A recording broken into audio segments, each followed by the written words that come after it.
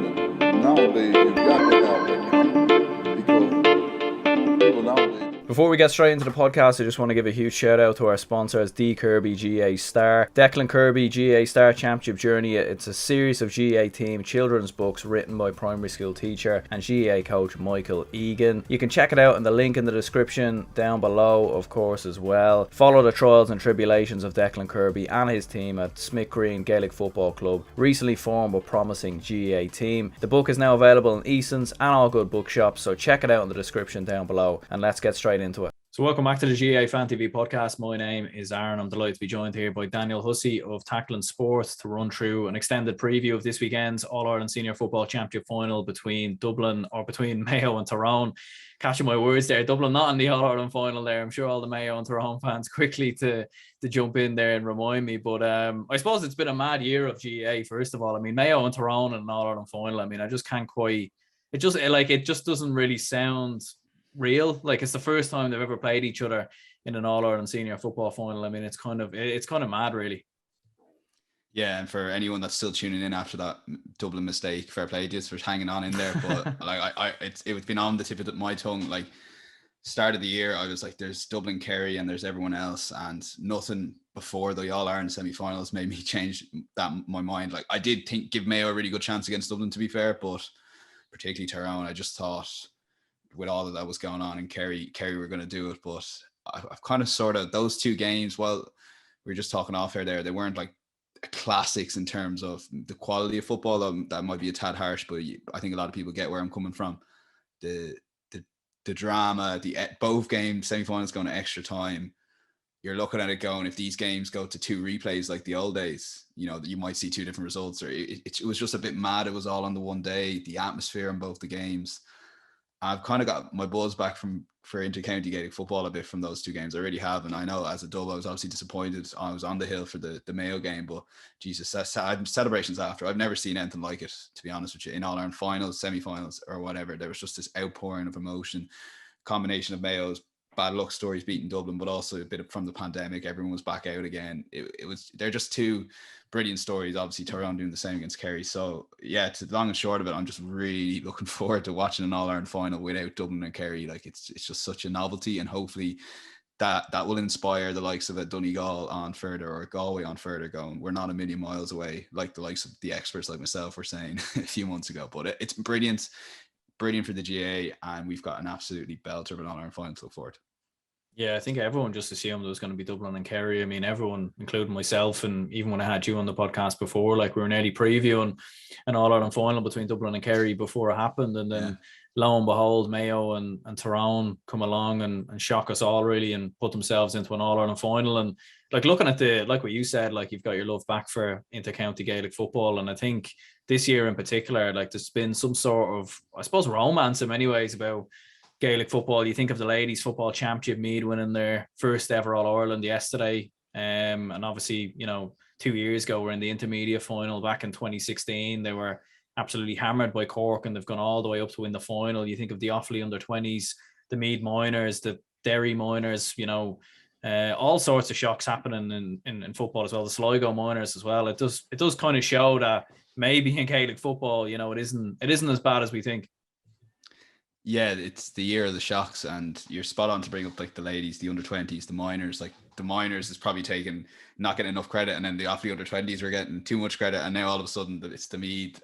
Just to give a quick word on the Meath ladies, like, what a validation for the LGFA in the way they have their structures of junior, intermediate, and senior, and also the way they kind of sell their All-Ireland finals, and they'll get plenty of stick, and rightly so, to be fair, on like player welfare. There's a lot of terrible issues in the LGFA at the moment, but I do think that if they're connected to the GAA, I don't think their All-Ireland finals would have sold as well. The fact they're on their own, that's the small bit of positives from that. Although ultimately, I do think eventually they should come together with the GAA for fixtures and working with fixtures and stuff like that. But yeah, the Meath story, to lose two consecutive intermediate All-Ireland finals. Like, my own club, we've lost two consecutive junior championship semi-finals, and I'm still not over it. So to lose two intermediate All-Ireland finals, it's probably the making of that team, because then they won the last year's intermediate final fairly convincingly in the end, and that's kind of given them the platform. They had 3 years almost hiding in intermediate, getting their show ready. But I know it's Dublin Kerry here, there you go again, Tyrone Mayo in the final here, but just last thing on the ladies, like the narrative, everyone was writing them off before the game. And you know, all this, we were written off, but like Meath are completely written off. There was segments on different shows talking about the drop in standard of ladies football teams, everyone outside of Dublin.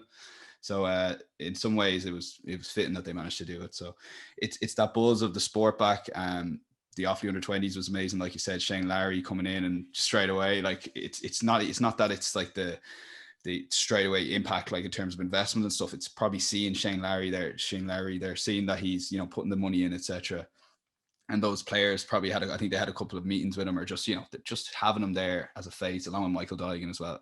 There's some great good news stories, and like you said, like to Mayo to end the curse on Saturday, isn't it, will be just absolutely incredible. But then again, the villain, like if you couldn't get a bigger villain than Tyrone, like, do you know what I mean? And they don't seem to be.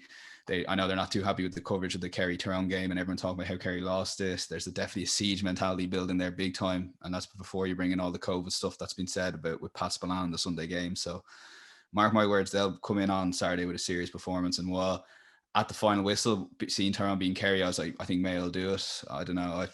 I wrote Tyrone off too many times this year to write them off again. I think they're coming in with a massive performance this weekend. But whatever the result, it's just amazing to have so much sport, because like the ladies was dominated by Dublin for years, the men's dominated by Dublin for years, the under-20 in some ways dominated by stronger counties. So there's just so many good stories at the moment, and we should take a minute or two to just reflect on that and just be like how proud we are to have this as a sport, like in Ireland. It's just pretty incredible, quite emotional the last few weeks now, I have to say. Yeah, no, absolutely. Like to see it all kind of unfold, and you know, the Sligo Miners as well winning a Connacht Minor title for the first time in how many years. Like it was extraordinary stuff.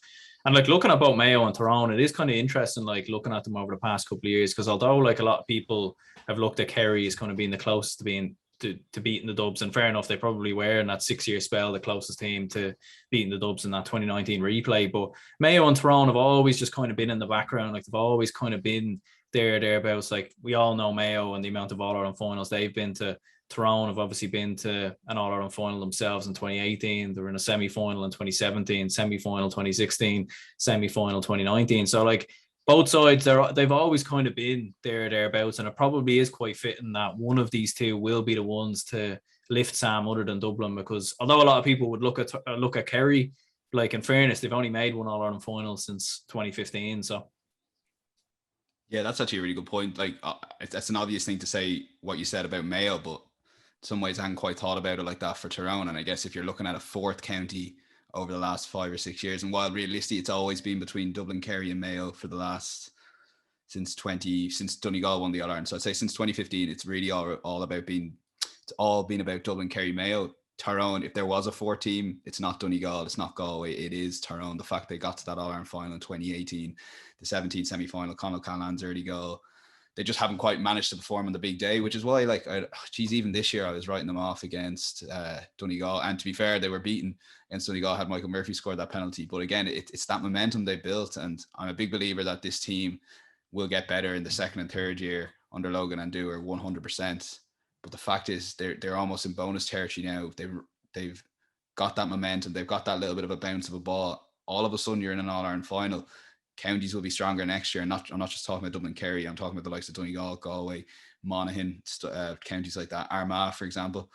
That this is such a big opportunity to win an All-Ireland final. And it's an obvious thing to say, but you know, Tyrone could play better football next year and only get to an All-Ireland semi-final, or might not even get out of Ulster and have to go through the back door, depending on what system comes through. So this is such a big opportunity for both these counties as well. And obviously Mayo doing the hard bit against Dublin. And to be fair, I'd agree with a lot of what people said. Like when you're celebrating a semi-final and that much emotion, it's so hard to get back and peak again for a final, that this extra 2-week break that they have over Tyrone kind of suits Mayo in terms of that 4 weeks will help them.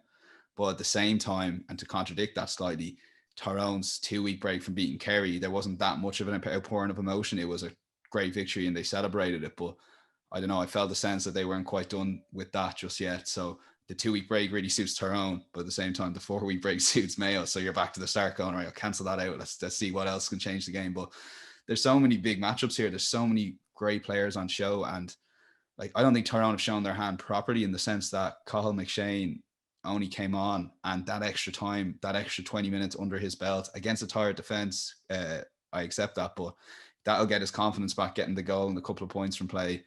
He realistically, I think they'll start him. Like, and I'm usually a big believer holding something back, but I think Colin McShane's too good a player that you suddenly have a talisman there, and it depends who they put him up front with, like Darren McCurry or Matty Donnelly, whoever they do, that he's just such a focal point for Mayo to focus on. So the matchups will be very interesting. If Pork or Hora does a job on Colin McShane, who knows? But there's just so many like elements to this game. But the kind of big thing to point out is such not bonus territory is the wrong word, but you might not get a better chance of winning All Ireland final for both these counties, given that Dublin Kerry will definitely be stronger next year, as well as maybe other counties in their provinces as well. It's an interesting one, yeah. Like I'd probably actually slightly disagree. I think Mayo and Tyrone are probably going to be thereabouts. I'd say maybe over the next couple of years, they might maybe whoever wins the All Ireland might not go on to win. It might be. It's not like they're going to dominate like a Dublin or anything like that, but I would think with a good amount of young players coming through the Mayo ranks at the moment, and even for Tyrone, like you think about it, you were saying there with Colin McShane and him coming back into the fold.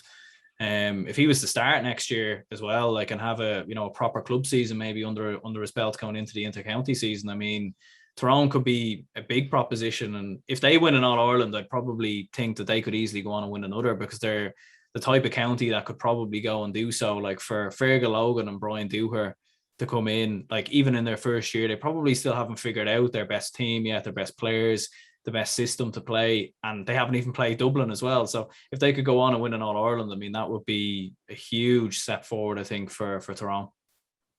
Yeah, no, I take your point, and to be honest with you, I kind of agree. Like in the sense that I think, aside, like to be fair, I think if Mayo win an All Ireland, I wouldn't be backing them to win the following year's All Ireland. I actually agree with you there, but I think Tyrone could actually go on and win a couple more kind of thing. I think both these sides will get better. I don't think they're anywhere near their full ceiling yet, and that just takes time over a couple of years. And but I would also say that like they're both pretty much a coin flip to win this All Ireland. They won't be a coin flip to win the next couple of All Irelands, because Dublin will be coming back into some sort of, although I don't think personally they'll do it under Desi, and you've got Kerry licking their wounds, but you've also got the likes of Donegal and Galway, who have been, not a million miles away from Mayo and Tyrone, who look at those counties and go, we've got a massive opportunity. So while I think Mayo and Tyrone, yes, I agree with you, will improve in terms of a better opportunity to get an All Ireland under your belt, there's no guarantees. Like just because you get to the All Ireland final, like Tyrone could have the game of their lives and just meet Kerry with a bounce of the ball next year or whatever. So yeah, I kind of take your point to a certain extent, but I would also say that do not throw this opportunity away to either of these counties, because particularly, but both counties really, there's no, just because you're getting better every year, like the All Ireland format will be different next year. There won't be any more knockouts. It'll be a lot more counties involved. Like I'm really big hopes for Armagh. They let me down every year. They should have beaten Monaghan, but they didn't. They didn't. But like the likes of them, there's no reason they can't raise their game again. So. And the fact that the two, and if you look at it from a bookmaker's point of view, the two main favourites, I think were like double figures, the rest of the counties outside Dublin Kerry before the All Ireland semi-final. So the fact that's happened, I can't see both those teams not being in the final next year, one of those teams not being in the final. So it's just a huge opportunity. And I don't think you can over egg how big a game it is for both these counties, because not just the novelty, not just because they're playing each other, but in 3 or 4 years' time, one of these counties, I think, will look back at this opportunity going, that was the chance to win the All Ireland, where it won't be, there will be a lot more counties involved over the next few years, if that makes sense. I think it's a sliding doors moment in many ways. I think definitely, yeah. I think a lot of these both of these counties will look back, because like what you said, if Mayo were to win the All Ireland, I mean, you would have to imagine there'd be a huge hangover there, and probably, so. Yeah, absolutely. And look, listen, they could easily go on and win it next year. I mean, you wouldn't rule it out, but I just have a sneaky feeling that, getting themselves up for it next year, if they were to win it this year, might be a challenge. But even at that, you could see them go on and win it in a couple of years further down the line. You could see them come back, maybe a bit like what happened with Dublin in 2012. And they sort of ended a long drought. Well, 2011, they ended a long drought. And obviously a few years later kind of went on to dominate the scene from there. Focusing in on Mayo, first of all, though, like what we're saying, it's another final again. Like looking at the amount of finals they've been in over the past couple of years, like you're thinking 2013, they were in the final, 2016, they were in the final, 2014 as well, 2017, 2020. I mean, like so many finals down the years, and you are wondering, is surely maybe this is going to finally be the time that they they go and end this curse and end this 70-year wait. Yeah, like you said, so like 12 was the final, 13 final, then 14 was Limerick, wasn't it? The All-Ireland semi-final replay. 15, they lost the semi-final. It was just on a separate point. It's interesting, Paul Flynn said that Dublin learned so much from that Mayo comeback in 2015, and he in this first semi-final, he was saying that if that game went to extra time, he thinks Mayo would have won it. And you look at Kerry Tyrone, if they went to a replay, you know, just given the circumstances and stuff like that. But then at 16, 17, like they've been there every step of the way in terms of being the closest to Dublin. And it's fitting that they aren't in the All-Ireland final, starting as ever so slight favourites. And they have players with All-Ireland experience, but at the same time, they have a lot of players that have just been blended in over the last couple of years. And that's what James Horan's been building on, you know, this second year. And I think they'll even get better, as I said, in the third year. But obviously the Aidan O'Shea factor, like the fact, and he gets a hard time for not scoring in All-Ireland final, as far as I know. But I do think he's played well in certain patches of the games. Like I do remember him setting up Lee Keegan's goal into the Davin end in one of the All-Ireland finals. And, you know, that won't get mentioned, obviously, given the Aidan O'Shea narrative around the place. But there's no getting away from the fact that he just had a game where, and I don't think he had a terrible game in the semi-final. It just, everything went wrong. Do you know what I mean? Like a pass would go astray. He missed that mark, which was inexplicable, to be honest with you. There were just so many things, not basic stuff, but stuff that on another day I think Aidan would pull off. So I don't think Mayo should have any issue about starting him again. It's a question now, will they put him in full forward like they did against Dublin? And while I would have been an advocate of that before the game, it just didn't seem to work. Do they try that out against Tyrone? Do they have him at 11 a little bit more? It's a tough one. Like it's a real kind of like, you start your game here for Mayo. Where are we going to put Aidan O'Shea? And from there you kind of build the rest of the team. So if you start him in the full forward line, you'll have Tommy Conroy, Ryan O'Donoghue joining him in the full forward line. Then if you bring him out to 11, do you stick another full forward in there? Or do you have kind of, where do you have like Saran, O'Connor, Loftus, O'Day around the middle? There's a lot of like, while Mayo have their starting team, it's just Aidan O'Shea moving, depending if he goes 14-11 or to lesser extent 8 or 9, that will kind of dictate where a lot of these Mayo lads will play. But I don't know, like in terms of the backline, like they seem to be a bit more settled in the sense that you've got O'Hora there, you got Lee Keegan, who was kind of playing in the full backline for a bit, and then they almost like released the shackles on him towards the end of the game, and you saw the damage he can do. And that's probably not the worst tactic in the world, where if you kind of conserve Lee Keegan's energy and then give him that last 20 minutes outburst where you can really trouble Tyrone. And then that half back line, you've got the likes of Durkin and Owen McLaughlin. And I thought Enda Hessian played quite well when he came on too. So they've got a lot of options. They've got a lot of young players. And yeah, like obviously the likes of Keegan and Diarmuid O'Connor and Matty Uran have been in All-Ireland finals, notwithstanding the 2021, but it's a massive opportunity for a lot of these younger players to really kind of, as favourites in front of, like the 2020 All-Ireland final almost doesn't count as a final experience in the sense that it's behind closed doors, and you can't underestimate the power of the crowd. And 41,000 now, isn't it? An All-Ireland final will have. So there's not like there's question marks over where lads will play with Mayo. I just do think the Aidan O'Shea thing will maybe dictate where a few of the forwards will play. But I think in terms of that defence, it's pretty settled. And obviously Rob Henley had a massive game against Dublin, which he badly needed. Not that he hasn't been playing well recently, but he needed a big moment in a game as big as that. And realistically, the only way he's going to do that is scoring the free, the equalising free like he did. And just a word on that free, like Stephen Cluxton scored the winning point in the All-Ireland final, and either he was quoted or someone very close to him saying that there was no pressure on that kick because they had extra or had a replay in the bag anyway. Not that there was no pressure, do you know what I mean? But the enormity of the pressure on Rob Henley, essentially the last kick of the game, not to score on his bad side, that 45 was absolutely sensational. It's probably one of the best points kicked to level a game in Croke Park ever. So he'll go in with a lot more confidence, and it'll be a really good battle. But yeah, it kind of all comes from Aidan O'Shea, and where if they do start him, which I'm pretty sure they will, and they do have options off the bench now, where before they might not have had the strength and depth. I do think there's James Horan slowly building a bit of a squad here. Yeah, there's a lot of permutations, all right. Like we said with Aidan O'Shea, like I think it's going to be an interesting one for James Horan. I'd agree with you as well. I think they should start him, because when you look at Tyrone, they are a very physical team. They're a very strong team. They've a lot of big lads in that team. And for Aidan O'Shea, like he is one of those Mayo players that can give Mayo exactly that. So the question would be, where do you start him? Because if you put him in the half forward line, then maybe you're taking away the running game from Ryan O'Donoghue and Tommy Conroy. And then if you put him in midfield, then, you know, you've got Matty Ruan and Conor Loftus, who've built up a brilliant partnership in that midfield. And maybe you do just stick him in at the full forward line and hope he does something around there, or give him a bit of a free roll. Like there's a lot of permutations with Wade and O'Shea. Yeah, I do think he can still do a job at 14, and like, I don't want to reiterate the point too much, but I don't think the Dublin performance was as bad as everyone says it was. Like once he missed the mark, that was like, because I was right the hill, and when he missed that, I couldn't believe he missed it. Like, I've been there 13-meter freeze, don't worry, or 13-meter marks, but it just wasn't. It wasn't happening. But I still think he won a couple of high balls. Like, there was one where early on in the game he caught the ball. Did he do it? Or there's a slip from the Dublin defender, so he had a simple shot. Now that goes over. I think the momentum building, okay, we've gotten one ball into Aidan O'Shea, gotten a point, and it's a small margins. It went wide by that much. I think if he gets a ball like that early on against Tyrone and scores it, I think everyone switches on going. And I think it's a different narrative. Like, I was shocked he was taken off. I don't know about anyone else. I don't know how you viewed it, but when he was taken off against Dublin, I thought it was a waving the white flag moment, or we're just going to try something here.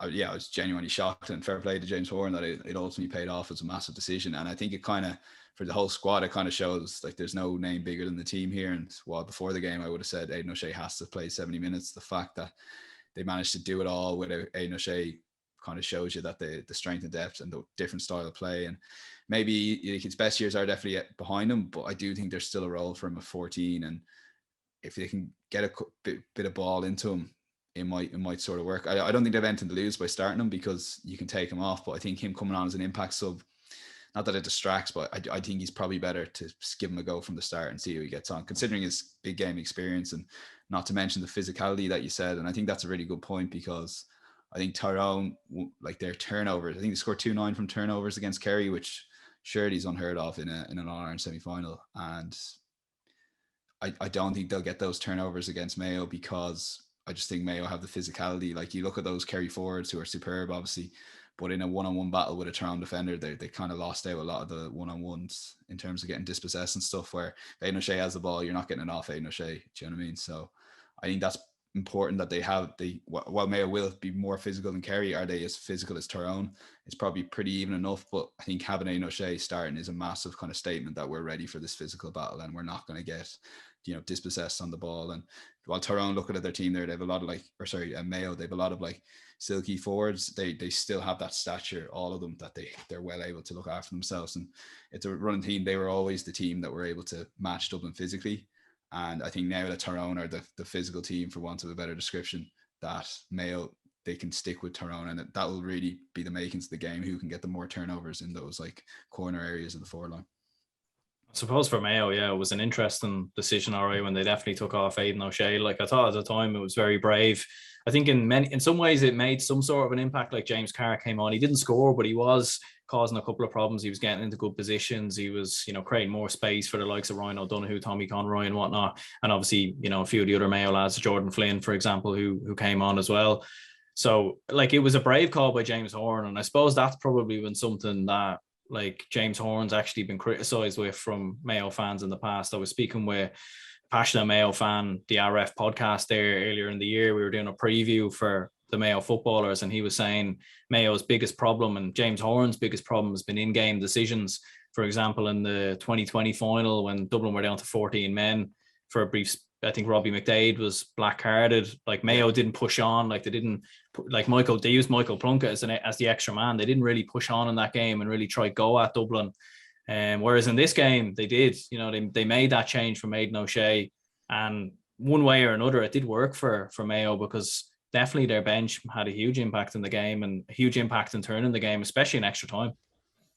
Yeah, and I was looking at stat before I came on here. I think they used 23 players against Dublin, which is amazing. And obviously, given you can start a new team, there's a lot of different permutations, the extra few subs and extra time. But so they use 22, 23 players. That's just a serious squad.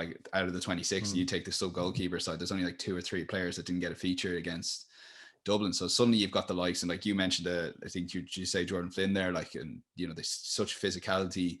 There's so many good subs and options they have now, that they can kind of really not interchange the team, but they can make a couple of late changes against Tyrone, which something I don't want to dwell on too much, but I think there'll be a lot of messing going on now with the teams, given that it's there'll just be a bit of messing with the name of the teams, and there'll be a couple of high numbers starting the All-Ireland final. But they've so many more options now, and you've got to give credit to James Horan that he's used the National League campaigns over the last couple of years. And in many ways, they've been, handicapped in the sense that they haven't had the Super 8 games. And I think if they had the Super 8 games, the likes of Mayo and Galway would be able to develop a lot more quicker. And the fact they haven't is, I know the knockout, they've got to 2 All-Ireland finals, Mayo now, at the knockout format, but in some ways, the fact they haven't had those big games, or 4 or 5 games before you get to that stage, has not let the team develop as quickly as James Horan would have liked. So the National League has become so important that he's managed to use so many players that they now have literally 22, 23 players that they can call upon in an All-Ireland final.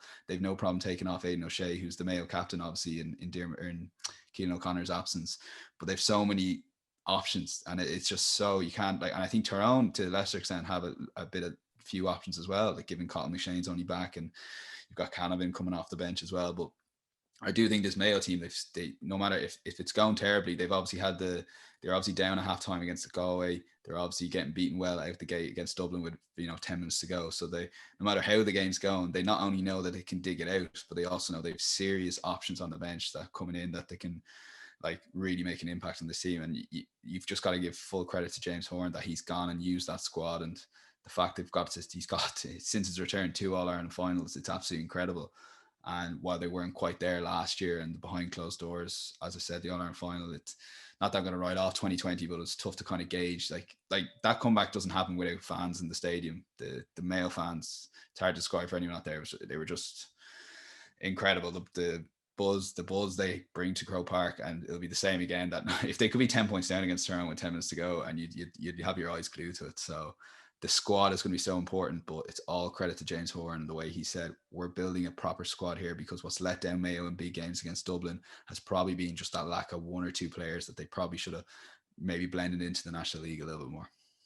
Yeah, like for James Horan in particular, he probably doesn't get the credit he deserves. Like looking at his 2 spells, 2 All-Ireland finals in his first spell, took over a very young team back in 2011, like brought a lot of young players through that team, like Aidan O'Shea, for example, and Cillian O'Connor were 2 very young players back then. They beat Cork that year in particular, who were the All-Ireland champions. 2012, they beat Dublin. 2013, they got beat in the final, but they'd actually beaten Donegal, who were the 2012 All-Ireland champions. So, and then this spell, like winning the National League, 2 Connacht titles, which people forget, like Stephen Rochford, for as good as a manager he was and for how close as a manager for Mayo that he never won a Connacht title, never won a league, didn't win anything with Mayo, and in comes James Horan and 2 All-Ireland finals as well. Like, does he get the credit he deserves in your opinion?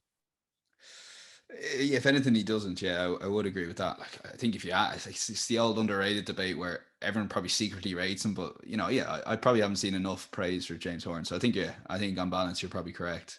Like just as you're going through the figures there, so in my head, then he's been to 6 years in charge. There might be another year I'm missing, but it's like 4 All-Ireland finals, 2 All-Ireland semi-finals, and Jesus, I was down in Limerick the day they lost to Kerry. Like, I know they Kerry won by 3 in the end, I think, after extra time, but Mayo should have won. Like every Mayo game, Mayo should have won it. But yeah, like this spell has been phenomenal, and I guess maybe the lockdown, and look, I don't think that Mayo team was ready for an All-Ireland final last year. The fact they did get like, I always say Dublin got a small bit of the only soft Ireland I think Dublin have won in this spell is last year. But that's James Horan still managed to get to an All-Ireland final. Do you know what I mean? They still won the provincial when they had to in knockout football. And maybe knockout football suits this Mayo team a small bit, that they can really just every game this is it. There's no qualifiers. Stephen Rochford obviously had a great record in getting Mayo to All-Ireland finals off the back of qualifiers. And it's a mad stat, like you said, that he hasn't won the provincial. So yeah, James Horan should get massive credit. And I always was impressed with him on Sky Sports in between his 2 spells, and always wondering, I presumed he never go back to the Mayo job. So I was like, will he ever take another job? Because there's definitely a serious manager in here, and there's a lot of lads in GA world that are well able to talk the talk on the telly and not back it up. But like James Horan in it, I think it'll be a culmination in years, probably 10 years of hard work in Mayo football, and he's given maybe 6 out of those, he's managed for 6 of them. It'd be so fitting for him to lead Mayo to this All-Ireland final, wouldn't it? And the fact it even would be more, they beat Dublin, so that's great. They have that off their back, but to go in as an Ireland final as slight favourites and then get the job done would almost be like a wow moment. I think even more wow than maybe beating Dublin in an All-Ireland final. I don't know. I just think beating Dublin alone is such a good story that's fine in the semi-final, but to go out and beat Tyrone now in an All-Ireland final would just be incredible. But yeah, I'll try and maybe drive the James Horan trumpet over or blow the trumpet over the next week or so, trying to give him credit. But yeah, I probably would agree. He's probably ever so slightly underrated, maybe outside of Mayo, because I think all Mayo fans know what an incredible manager he is and the job he's done with Mayo. Yeah, it's probably one of them things because he hasn't won that All Ireland that maybe a lot of people, that's probably why people overlook him, because, you know, when they get beaten All Ireland finals, then it's, you know, Joe Brolly coming out with his annual article about Mayo doing this and that, and everyone's kind of jumping on Mayo's back and James Horan this, and it kind of becomes a bit of a hate train in many ways, whereas people aren't really looking at the big picture and what he's actually done. Like 2014, like you said as well, I think he was in charge that year as well. So I think that makes 7 years, I think, in total that he was in charge. But that was the game as well that I think broke the, you know, the straw on the camel's back in many ways. Like from speaking to Mayo fans and Mayo players that I've had on the podcast before, like that was the game, and that was the year really where they felt they should have won the All Ireland, because Kerry, although they won the All Ireland that year, they were a very aging side, and we've seen that, you know, 2015, 2016, a lot of those players retired. So like that was the game, you know, that replay in Limerick. Yeah, well, even us Stubbs, we have massive regrets over not being Donegal, and look on and envious Fitzmaurice got a soft All Ireland against Donegal. But outside of Mayo, yeah, you probably don't think about it in that ways. It's a couple of interesting points you make. The first one on not being, as in that stature because he hasn't won an All Ireland, James Horan. And then you look at Jim McGuinness, because he has that All Ireland. Jim McGuinness, I think, is here, and for some reason James Horan is here. I don't know about you, just thinking. Yeah, it's a good point, actually. Yeah. I'd have James Horan over Jim McGuinness every day of the week tomorrow morning if I wanted to. If I was starting afresh with an inter-county team in the mid ranks, I just think he has that bit of everything about him. Where Jim McGuinness caught a lot of counties on the hop, and fair play to him, he came up with this defensive system, and everyone tried to copy real badly for years, led to shocking Gaelic football. And if it wasn't for the Dubs, we'd be in massive trouble, I'd say still. But I think that's a very interesting point. Yeah, that I do think James Horan, in my opinion, obviously you're judged on All Irelands, but Jesus, like, come on, he's gotten this Mayo team so close, and he's been a big part in the, he kind of set the foundations for the 15, 16, 17 performances, obviously when he wasn't in charge. And I genuinely believe that. And then on the other side, you mentioned Joe Brolly, like, Jesus, he's writing, like, he wrote a lovely article there. There was a lot of good stories and stuff like that there this weekend, but he started talking about Aidan O'Shea and, I don't know, some promo or something. And that's the reason that Mayo haven't won All Ireland. It's just absolute bollocks that he can go on and in his column and say that. It really is. I just can't get my head around that at all. Like, Jesus, like the Dubs post on social media as well, and they won 5 in a row. Do you know what I mean? They all posted social media just because this Tyrone team might not, or the captain. I don't know. I don't know what you thought of that yourself, but he literally mentions Aidan O'Shea at the start, and then forgets about it, brings it back, and then tells a few stories. And I know he's a great writer, but I just think that stuff is just cheap shots and clickbaity kind of stuff. Yeah, I think you said it there. It's clickbait in many ways. Like, I was speaking to Alan Dillon not too long ago, and I was asking him about it, and he was saying, yeah, it's clickbait. Like, he knows exactly what he's doing. He's probably very clever and very good at it. In many ways, like, I just kind of selling people down this river. Like, and I think what you said with the social media thing, I seen something he was saying about the reason why Dublin lost, and I think he might have said social. I didn't even click into the article, to be perfectly honest. I just seen his tweet, and it was something got to do with social media as well. So I don't know, like, I just don't get this whole social media thing. Like, I just feel like I don't know, I feel like that's a clash between older generation of players and the younger generation. I don't really think social media, I know we're going a bit off topic here, but I don't think that really has much of an impact at all, really. Like, yeah, no, I'm happy to go off topic. Sure, Bogger, you just rang me in. But yeah, the Joe, like, the worst thing is, and I agree to a certain extent, the gap in generations, but I think Joe knows exactly. He's on social media himself. He knows exactly the game, and I don't know. I just think he's purposely missing the point to wind up a few Mayo head.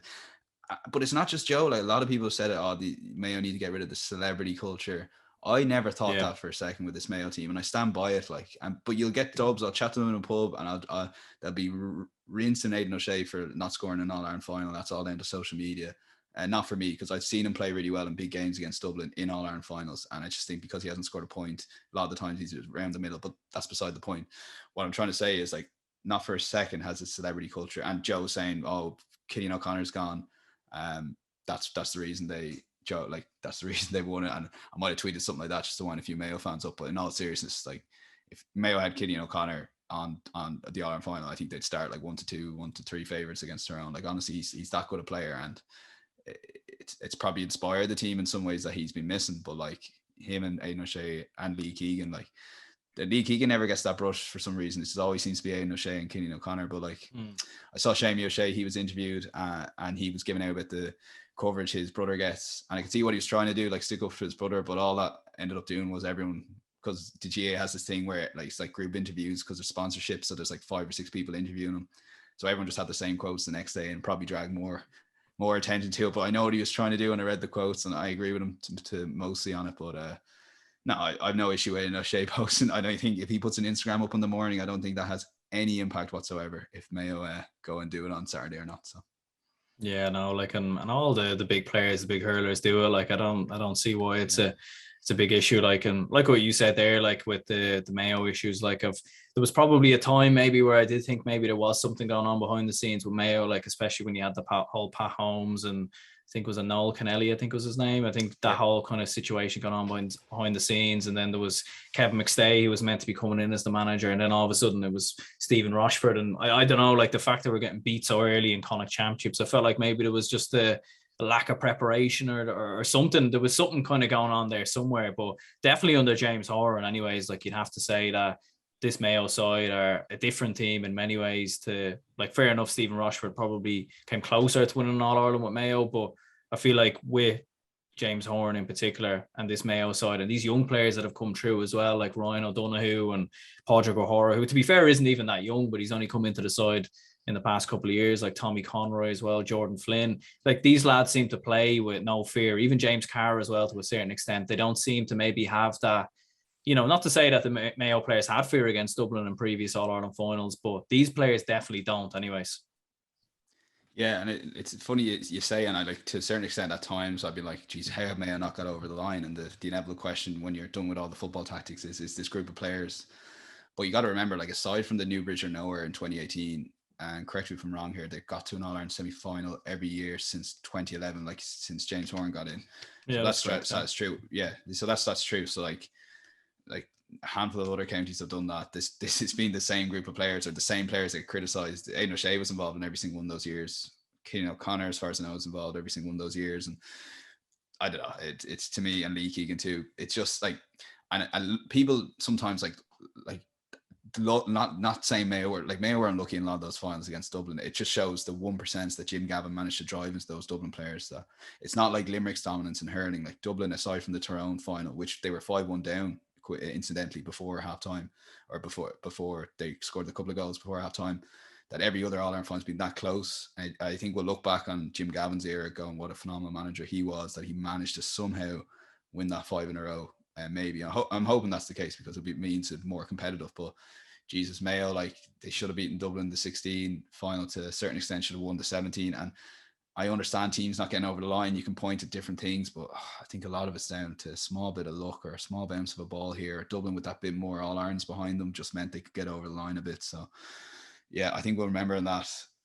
We'll remember this Mayo team as a team that really, like without that Mayo team for a couple of years, Dublin would have walked a couple of All-Ireland. So full credit to him for sticking at it. But and the last point you made, just on the couple of young lads coming in, I just think the future's so bright, and the lads they brought in, like Ryan O'Donoghue, Tommy Conroy, you know, Conor Loftus is in there now, and Padraig O'Hara is 27. But like, Jesus, what a cornerback, and fair play to Mayo for finding him. And I know people were criticising that he wasn't brought in before, but look, he's there now.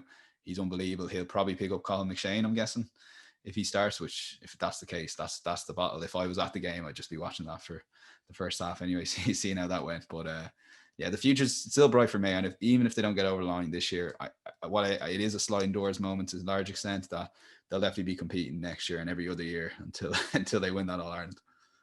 Yeah, like, and I suppose for any Tyrone fans watching, we will discuss them in a brief moment. We're not just completely dismissing Tyrone, but if Mayo do go and win the All-Ireland, like we were kind of talking about it off camera there, like as Dublin fans, I feel like maybe the world might explode or something, or maybe like Twitter might be broken, or Instagram might fail or something, or something's going to happen. I don't know. Like, I feel like it's something that we're so used to seeing Mayo not winning an All-Ireland. And although, like, personally, I would love to see them go and do it, but at the same time, it would just be strange. You know, it'd be like seeing the sky turn green or something like that. It's something you're just not used to.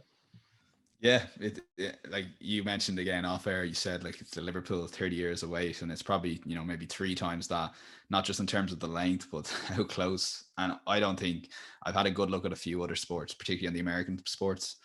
I just don't have a situation that can rival how close Mayo have gotten ever since. Obviously, like the curse has gone back to the 50s, but since '96, the amount of All Ireland finals they've been in that they've lost by the one score, and not just the finals, like we said, the semi-finals, the semi-final replays. It's just they've gotten so close so many times, and inevitably it's Dublin that beat them. And the 1 year Dublin are bet by Donegal in 14, they lose to Kerry in a replay in Limerick, you know, after extra time. You couldn't write some of this stuff, and we thought this Mayo team was gone after that 19 semi-final performance, given that Newbridge and nowhere had happened the year before. Yet they get to 2 All-Ireland finals in a row. It's absolutely incredible under a different format with James Horan back in charge. It's amazing. Yeah, I can't even, I haven't really thought that far ahead. I did for a moment after they beat the Dubs, but like a lot of Dubs were like, our dig at Mayo now is all, they have to go win the final now, or that win will be worth nothing. I think that win, regardless if they lose the All-Ireland final or not, it'll always be remembered because they were the team that essentially beat the Dubs, you know. And I think that moment alone deserves that celebrations that they did. And I think that's a bit harsh for straws that a few Dublin fans clutch at. Oh, you have to go and win it now. Really, like hoping that Tyrone upset the odds. But yeah, it'll be just such an amazing story that, despite everything that's happened this year, Mead winning the ladies, Offaly winning the under-20s, like Mayo winning the All Ireland, like that's has to be the headline. I'm sorry, it has to be somehow. It'll overshadow all that, but it will. And to a certain extent, if they lose it as well, it probably overshadows it as well. But such a massive game for them. But yeah, I'm hoping they do it, like, to be fair. But as a dub, just purely because of the rivalry we've had with them over the years, that they definitely deserve the one All Ireland, this team. Yeah, it's the complete underdog story. Like, it's the underdog of all underdogs if they go and do it. You know, it's the complete package. You would put the cherry on the cake of 2021 and the year we've had in the GAA. In all honesty, well, maybe you could look at the past 12 months in total with the championship from last year with Cavan winning Ulster and Tipperary winning Munster. This would probably be the final straw. I suppose we will touch on Tyrone and discuss them. Like, I mean, them beating Kerry in that semi-final, like, I almost felt bad in many ways because, you know, when I had John McMahon of the JMac podcast on the podcast after the Mayo and Dublin game, like, it was the whole Kerry Tyrone situation was still a bit unclear. We didn't know, is the game going to go ahead, is it not going to go ahead? And it almost felt like we were discussing Kerry against Mayo, and it was Kerry who were going to go through. Surely Kerry will go and beat this Tyrone team anyways. But then Tyrone with another shock, and like, I would arguably say their performance against Kerry was more impressive than Mayo against the Dubs as well. Like, I mean, it was a really, really good performance from Tyrone to get over the line. Yeah, Kerry were, I think, twice the price, or Tyrone were twice the price to beat Kerry as Mayo were to beat Dublin. So that gives you an idea how big a shock it was. I gave them next to no chance. I gave them a chance of really starting well and being up in the. I was on some podcast and I said the first water break they'll be 5-4 up, which they actually were, which is an amazing prediction, 10 out of 10.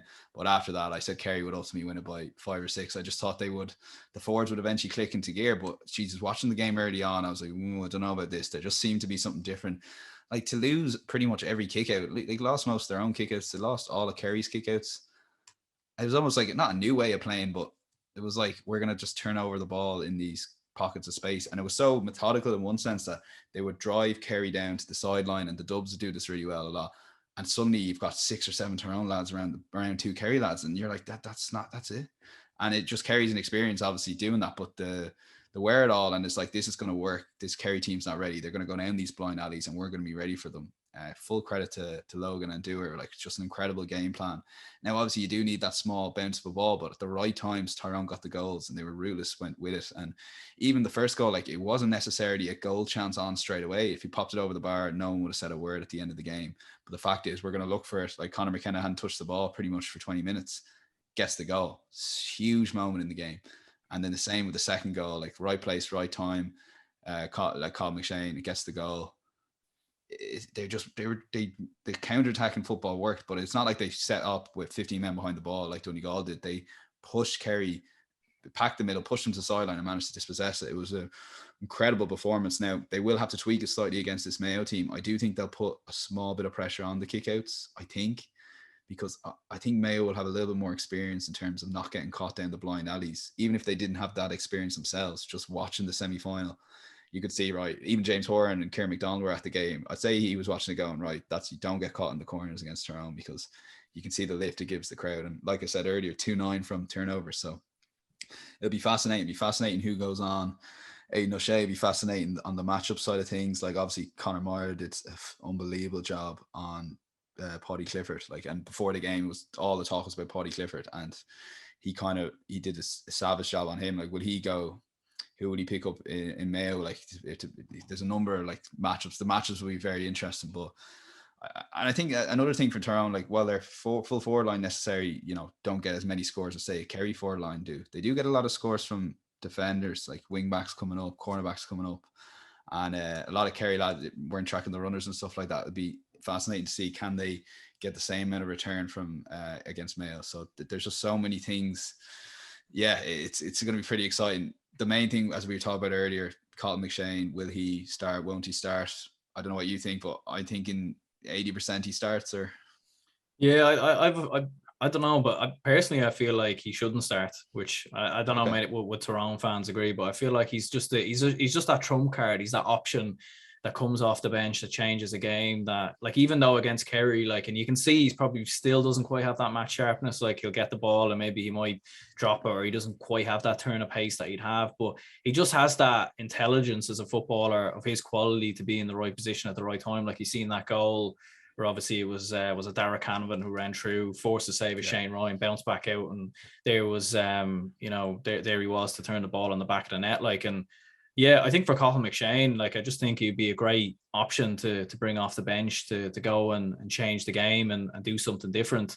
Like, in the first half, for example, if they were to start him and then maybe it wasn't working. I suppose the great thing about Gaelic football is you can take a player off and bring him back on. So maybe they could do something like that. Peter Canavan. Yeah, maybe Peter Canavan all over again. But yeah, I mean, it'll certainly be an intriguing one, and definitely be interesting to see what decision they make there. See, and I'd be a full believer in what you're saying there. You've got to keep an ace up your sleeve. And I remember before Cork and Limerick saying you got to keep Shane Kingston off the bench, or keep him on the bench. Sorry. Then he starts and he scores the goal. I'm like, right, I got that wrong. And then they get hammered anyway, and so it actually wouldn't have mattered. But I stand by my belief that you should keep someone like Shane Kingston in reserve. But for some reason, so I'm always thinking keep someone in reserve, even on my club team, and we need to keep one of the good lads. I know you'd hate to be that guy, but you need to do that. For some reason, I think Colin McShane starting, I don't know. I think I can just see. I just think, and they'll have one of their like, I don't know. Will they see who will they drop for him? Like, will they drop Matty Donnelly? They won't drop McCurry for him, so maybe Matty Donnelly will come off. I don't know who they'll drop for him, so that'll be a big factor as well. But I do think they've enough off the bench, like the likes of like you said, Dereck Canavan been coming off the bench, that I know I can see them starting. But yeah, like you said, I wouldn't be completely against leaving him on the bench. And in fairness to you, like Mayo aren't going to blow you away, especially in that first half, given their first half performances this year, that you can maybe ride it out and have Colin McShane coming on. But like, how big a boost would it be to start Colin McShane and Mayo have that slow start like they've been having, and Colin McShane gets a couple of points or a goal.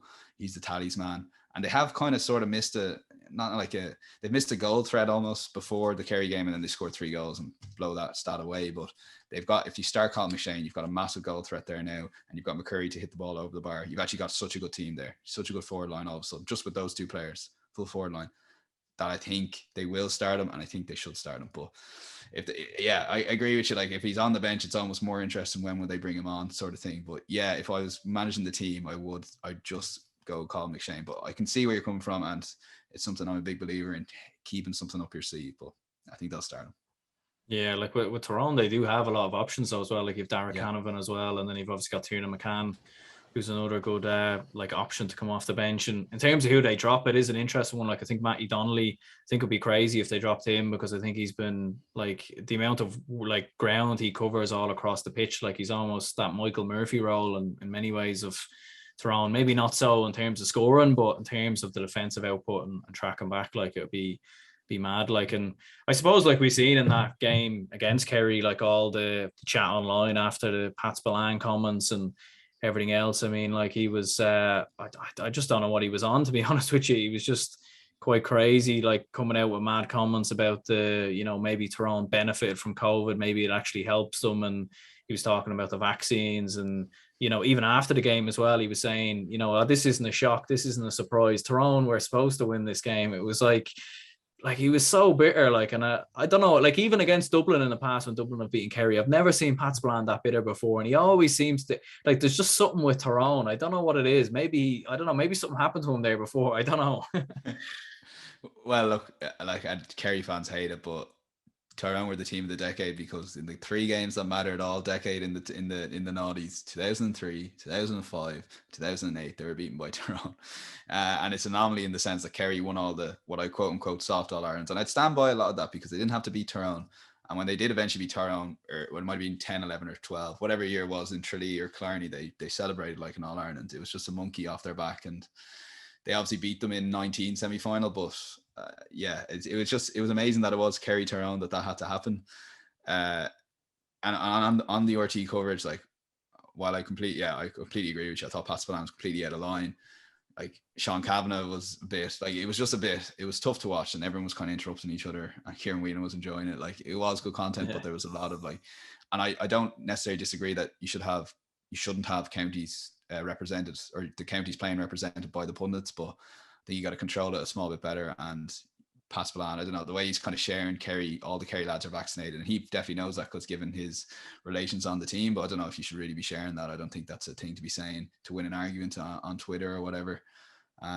Yeah, it was, and then kind of accusing, this Tyrone team, you know, they all got together on this big shindig on Ulster finals, after the Ulster finals started high-fiving each other on the night out, and all of a sudden that's where they all got COVID, and nothing to do with the fact they were all sitting in dressing rooms. And like, I'm completely disagreeing with what he's saying. I'm completely disagreeing that he can just turn around and just say these kind of things and not get challenged on it. And obviously Sean Kavanagh was there, but I don't know.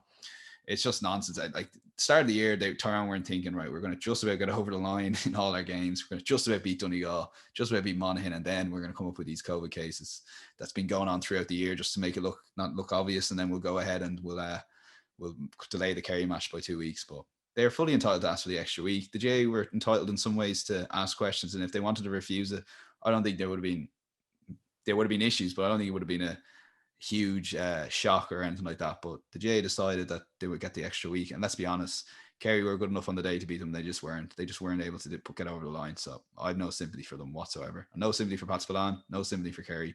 And I thought Tyrone, fair play to them, they got the win, and they could have an All-Ireland off the back of it. But to reference COVID cases before, during, or after the game, it's just nonsense, really, to be fair. And like, I was actually, when I was on Ireland AM there that Monday, and Tommy Bowe was making the point that the Lions, South Africa had 25 COVID cases, and then they still went out and beat the Lions. Do you know what I mean? So it's not like it's a complete shock, like, Jesus. Like, and I know there was a bit of crack about the recovering from COVID, but the vast majority of those players obviously had to self-isolate it, and they're fully entitled to that extra week's training, but doesn't mean that they're any less fit than they were before COVID. So yeah, like, I just don't think you can use it as a valid excuse, in my opinion. And I think it definitely reminded me of, you know, when you're in a pub somewhere and you've got someone who's probably had one too many points, and, you know, he's trying to discredit the other team's victory, and he's like, well, you did this, but you also did this, and then this, and, you know, you start creating facts and figures all in your head, and all of a sudden you've got one big narrative and one big story. Like, yeah, and like, for Tyrone fans, you can understand really their kind of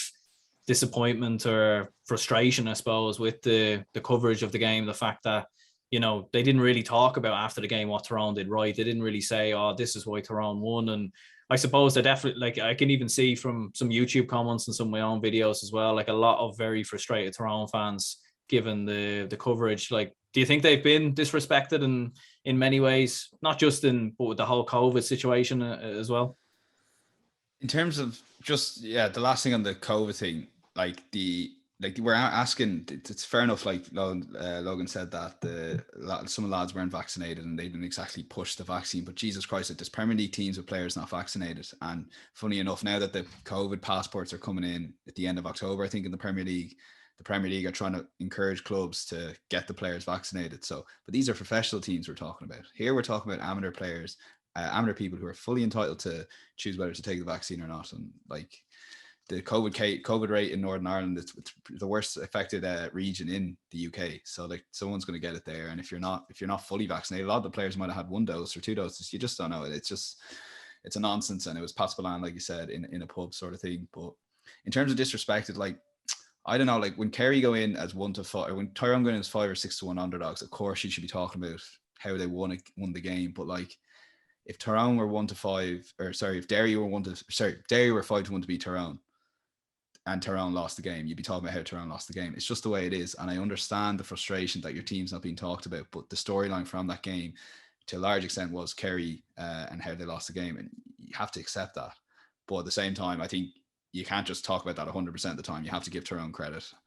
And I think the Sunday game probably lacked that, particularly on the highlight show. I thought they lacked that, to be fair.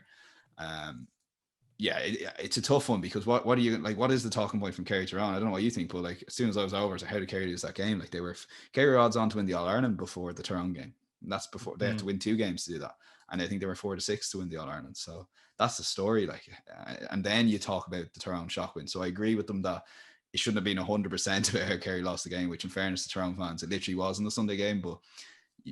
I can see it from Ortiz's point of view that for a lot of the time you will talk about how Kerry lost the game, but yeah, there probably wasn't enough done on Tyrone, to be fair, and like you could spend like 10 minutes analysing all the defensive stuff they did, but they were probably Tomás O'Shea did a great piece on that, but he was probably saying too much Kerry's fault as opposed to giving full credit to Tyrone. But I can see both sides of that, although I probably would lean to Tyrone fans. They have somewhat of a point.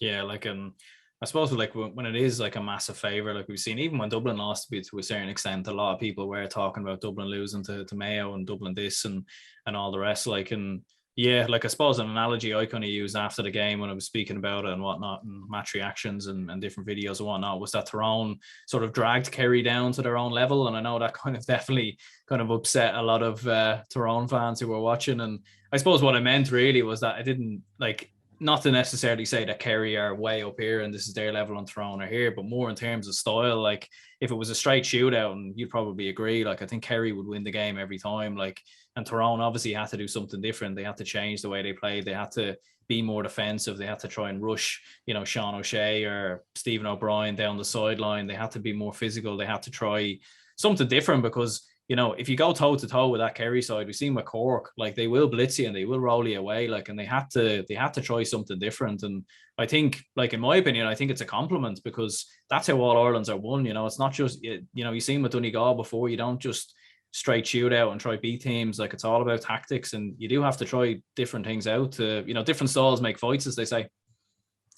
Yeah, and I know the point you're making. Like Tyrone played the game on their terms. They dictated how that game was going to be played. Like to not win a kick out, they decided. Not that they went in dressing room going, "We're not going to win any Kerry kick out." They said, "We don't mind losing the kick out, lads, but we're going to bring them down to this side of the pitch and we're going to start tackling them." And Sean Cavanagh's best line of the whole broadcast was, "God forbid someone would lay a hand on Kerry, like Jesus." And it was just so true.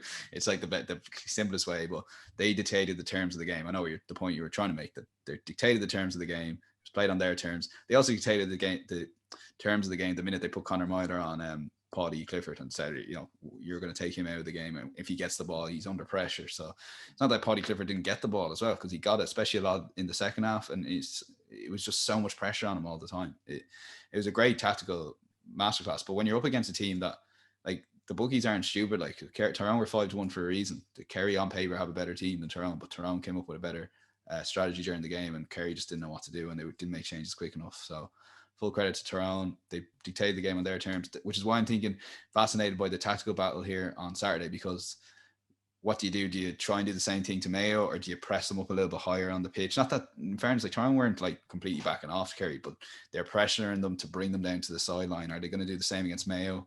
Are they going to mix it up? There's a lot of tactics, and Tyrone have only had the 2 weeks. Mayo have had 4, albeit 2 weeks probably preparing for Kerry, let's be honest. So yeah, it's fascinating how this game will go. And I think whoever wins this will have the right praise and all that. But I know Joe Brody actually said when Mayo beat Dublin, Mayo got a montage.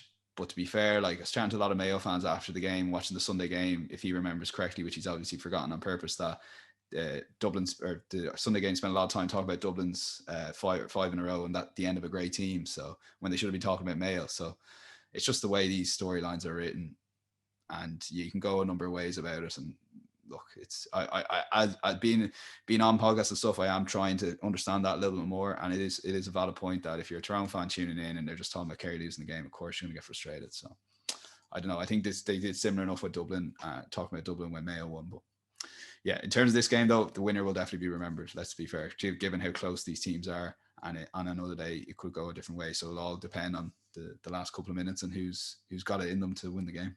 Yeah, whoever wins will definitely get their moment of joy anyway. There's no Yeah, doubt exactly. about that. Like, and looking at how the game might go, I mean, we were speaking off air a little bit. I was saying I feel like it might be low score, and I just have a feeling that with it being such a big occasion, and with the fact that there's so much on the line here, you know, like, and the fact that they haven't played each other that much as well down the years, like there isn't really much of a Mayo Tyrone rivalry. Like I think they played each other in 2017. Was it 2017 or 2016? One of those. Yeah, one of them Yeah, years well, anyway. 16, I think 16. Yeah. So like, yeah, I mean, I don't know what you think, but I think it's going to be very fascinating, and it's such a hard one to call. Yeah, and I remember that, I think it was 16, whatever quarterfinal, like Mayo were underdogs and they came up with it. And it was another time you went, okay, Mayo are a proper Crow Park team, or the big occasion sort of team. This game, I agree with you that it'll be tense. I agree with you that there'll be phases in the game where nothing happens. There'll be a lot of keep ball. But I don't know. I think these two defenses, in some sense, are gettable. That, you know, an early goal for either side, and suddenly the game might open up in a weird way. Even though Tyrone are not necessarily an open team, it just, given that Mayo always kind of play those games, Tyrone hit them on the counter attack. Yeah, so well, I'm torn because I can see it being tense, but I can also see it not high scoring, but you know, good amount of scores. It's hard to know really, obviously, like before a game starts. But I don't know. I can see this going multiple of ways. Like, it's such a hard game to call because, like you said, it's not just that these teams are so well matched. There's very little form to go on in championship between these two counties, that they both had a sensational extra time victory in different ways against the two favourites. So now they're like not bonus territory, but they probably didn't think. Tyrone weren't preparing for a Mayo All-Ireland final at the start of the year, and Mayo weren't preparing for a Tyrone All-Ireland final at the start of the year. So the fact you've got these two teams, the matchups will be so interesting. Like, I'm very unsure who's going to pick up who. I'm very unsure that, you know, who's Conor Myler going to pick up. Like, it's, you know, is he going to play the same kind of role? They might just mix it up completely. I don't know, does he pick someone up in midfield? There's so many like different avenues. Like, Mayo had a lot of really good performers at certain times against Dublin, but it's not like one player stood out for 70 minutes. O'Hara aside, maybe, that Lee Keegan aside, in the forwards maybe, that would say we have to pick this player up. There's no like Hammer the Hammer here, or Paddy Clifford or David Clifford or Sean O'Shea. There's different style of players. So you might have Conor Myler playing a different sort of role, even though he can do the man marking job phenomenally. There's so many questions that after 10 minutes you'd be like, right, here we go. But I can see it being close. I can see it being tense, but maybe a few more scores, and you're thinking, or maybe just a goal each in a sort of 114 to 113 game, you know, nip and tuck. But no matter how bad a final it is, if this makes sense, I can just be in it so close that it'll end up going down as a good final, because you can have the classic you want, but I think everyone loves a close game. And I think 10 minutes ago, it's going to be so tight, and what team can win. It's I don't normally sit in the fence. I'm normally bullish, hence my Kerry, we're going to hammer Tyrone predictions, but I'm so torn in this game. Like, you ask me every day this week, I'll change. Like, I don't know, there's something about this Tyrone team where I've written them off all year, but they just seemed, everything's gone right for them at the right times. They're peaking just now, that they could cause a somewhat of an upset, given that they're ever so slightly underdogs in this game. But it's just so many, like you said, matchups, who's going to pick up who, that it's so hard to call really. Like, Yeah, like, and I suppose another interesting one is Padraig Hampsey as well, like who he picks up. I think he's been brilliant so far for Tyrone. Like, would he go on Ryan O'Donoghue or Tommy Conroy? I mean, it's, you know, he can play a 2 and he can play a 4 as well, so it's all really kind of up in the air. And Kieran McGeary, I think, has been unbelievable for Tyrone this year as well. Like, probably the favourite for footballer of the year right now anyways, depending on, obviously we'll see how the final goes. So I mean, for Tyrone in particular, like, they have that physicality all across the pitch. And like what you were saying there, like, it is such a hard one to call. But if you were to look at the form really of both sides in terms of how they've played, like Mayo, in fairness, really poor against Galway in the first half, struggled, fair enough, showed a lot of, you know, really done well to turn around. But let's not forget Galway, I think they scored 1 point, I think, in the second half or something like that, 1 or 2 points. Dublin, very similar as well. And fair enough, Mayo were doing a lot right to stop that. Like, they were doing a phenomenal job defensively to stop both Galway and Dublin on that occasion. But you would wonder, like what we were saying, like Mayo were quite poor actually against Dublin, really, up until that Jeremy O'Connor flick. So if they were to be as poor as what they were in those games against Tyrone, like, in fairness to Tyrone, they haven't, you know, they've been pretty consistent for the majority of the championship, really on it against Donegal, brilliant in stages against Monaghan, brilliant in stages against Kerry for pretty much the majority of the game, you'd have to say. So, I mean, like when you're looking at it that way, like probably Tyrone maybe just slight favourites going in, I think anyways. Yeah, I take your point on the Tyrone, but then like you go back to the Donegal game, Michael Murphy scores that penalty, they're 5 up, 15 on 15. Donegal win that game, don't they? Like just a freak, missed the penalty, then Michael Murphy does a stupid tackle, gets a black card, and then that second half of performance, Tyrone. But from then on, like the Monaghan game, to be fair, I think there was nip and tuck. It was a 50-50 game, and Tyrone, if there's one more pass, Monaghan bring that game to extra time, anything can happen. But the fact they managed to get over the line those two games, I personally anyway underestimated that factor going into the Kerry game, the extra couple of weeks of momentum. And while they only beat Kerry in extra time, there wasn't. They always were in the game. Their performance against Kerry was incredible, and it's such a good performance then to go into an All-Ireland final. So while I think that they were lucky in early stages of the championship, I kind of take your point that I think they've had a better All-Ireland semi-final performance than Mayo. And like with Mayo, you still got to be concerned about that start against Galway. Like at halftime, the game was over, wasn't it? Like they were 5 points down, and you were given them Same in the chance. semi-final as well. Same semi-final, yeah. Yeah. They're 5 points down with whatever 7 minutes to go or even less. So, this championship this year is so hard to make head or tail of it, which is why when you do what you do there and say let's look at the form, you end up with more questions than answers. Like because again, I make the point like Donegal should have beaten Tyrone. Well, then the Monaghan game is 50-50. Kerry, could have had beaten them, but the way they played that extra time victory, and while Mayo played well in extra time, they still kind of almost let Dublin back into the game or sat off, or I don't know. But I just have this funny feeling with Tyrone going into this game. Like Mayo were definitely aiming for an All-Ireland final this year, where Tyrone were probably not. Like they probably were like, let's just focus on Ulster. And to a large extent, they were right, given how close those two games were. But the fact is, they've got through Ulster. They've beaten this Kerry team. Everyone's, right, not writing them off for the final, but everyone wants Mayo to win. It's 31-1, not just because it's Tyrone, but because of the Mayo factor, obviously. So you're looking at Tyrone then, the siege mentality already built up by COVID, and everyone's saying, oh, they're faking COVID or whatever Pat Spillane was referring to, or they're all having these mad sessions after wins, that there's such a siege mentality now in Tyrone. It would be such a, if Mayo don't win it, like, so you're thinking you for as a sports journalist, you want Mayo to win so badly.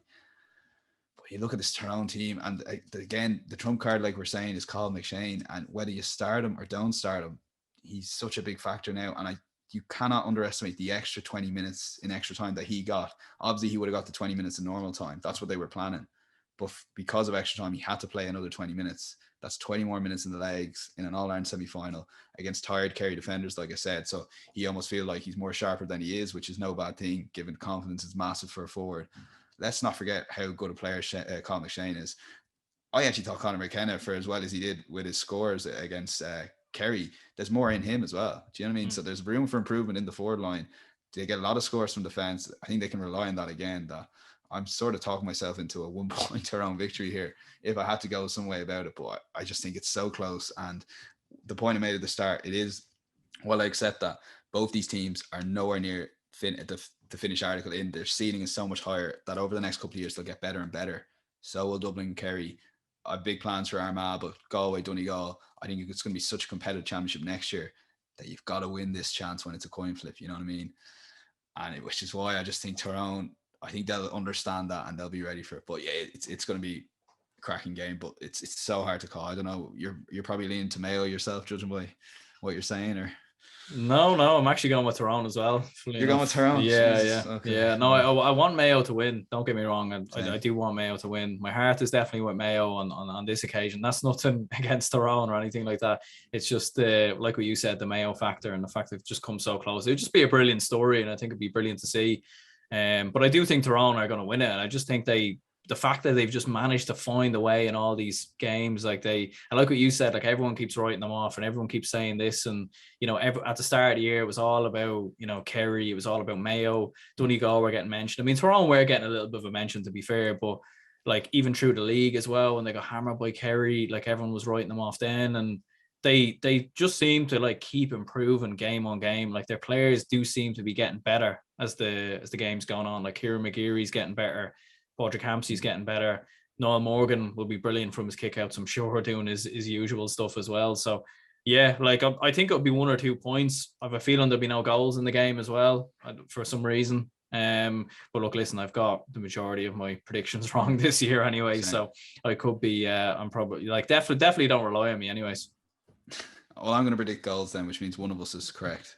Although one goal, I guess technically both of us are wrong. But anyway, the Kieran McGeary, who's player of the year elect if Tyrone win, is a fascinating one because obviously he wears 6, but he seemed to me he was like he popping up everywhere, like you said. He almost like if you had to go into your head where was he playing, you'd probably argue he was playing almost wing forward at times. Do you know what I mean? Or he just seemed to pop up everywhere, and he's just improving, and they've a lot of those players like that are just getting better and better. And this is not to say Mayo aren't. Maybe it's a bit of recency bias in the fact that Tyrone played 2 weeks ago. The Mayo Dublin game feels like a lifetime ago, and it was 4 weeks ago.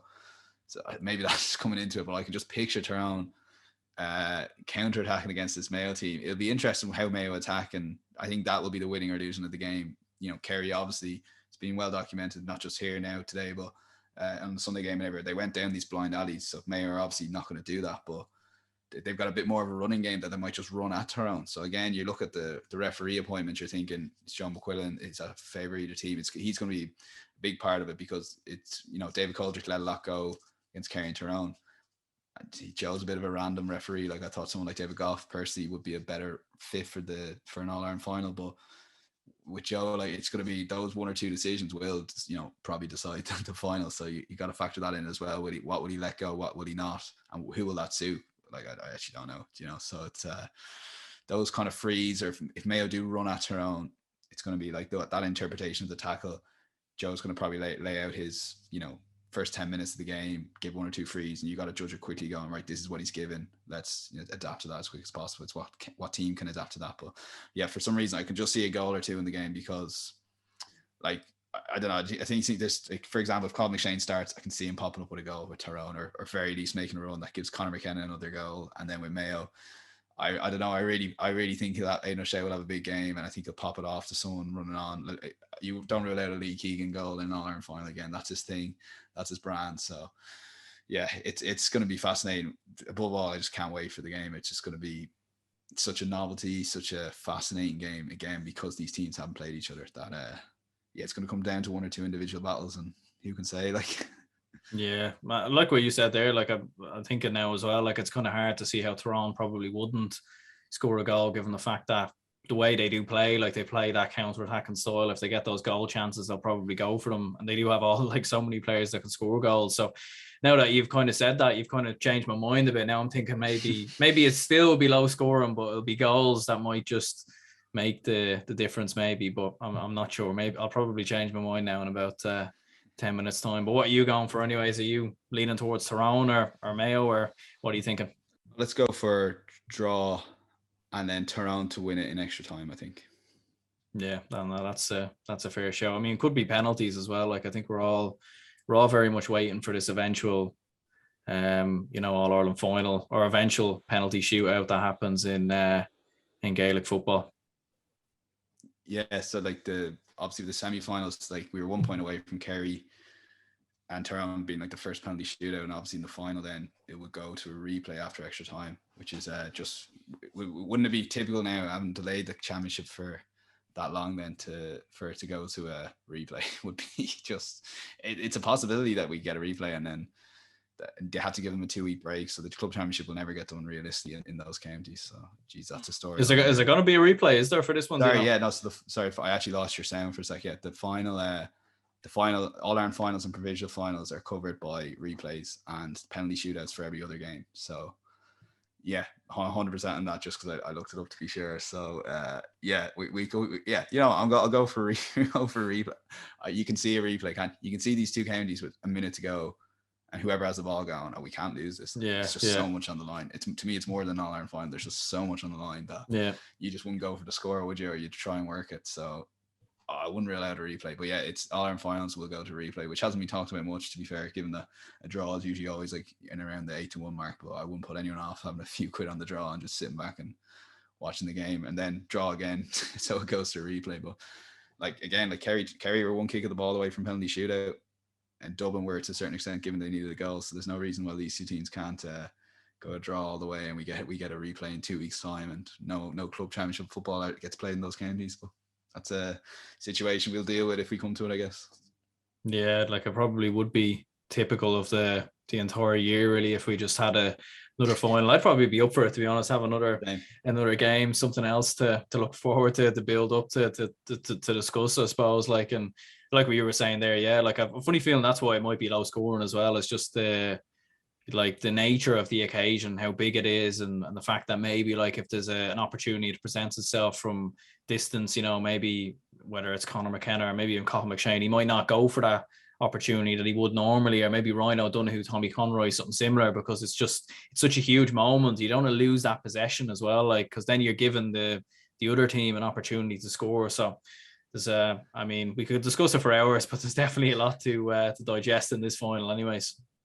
And it's one of them, if you got me later on in the week, I might be there with a Mayo flag saying I've figured it out, Mayo win by 6 or 7. It's just one of those games, but it's a tentative vote to the draw. But obviously I hate listening to these podcasts and someone tips up a draw. Not that you'd get a few quid, lads, now if you back it, but I think I just think Tyrone by a point maybe, but it could all change. Who can say? Yeah, absolutely. Well, look, listen, we'll have to keep a close eye on it. Tackling Sport, anyways, where can people find you?